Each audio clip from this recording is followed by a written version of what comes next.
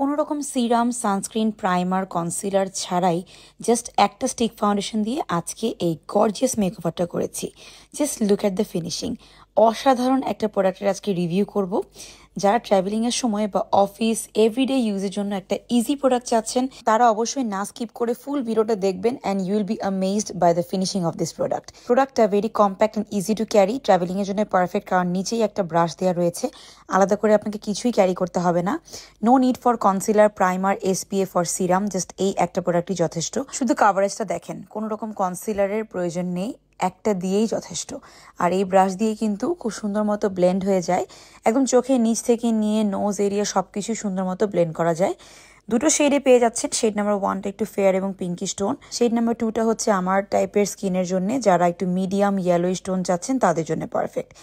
After finishing the rest of the makeup, just ফিনিশিংটা দেখেন কত ফ্ললেস লাগছে। আমি পাউডার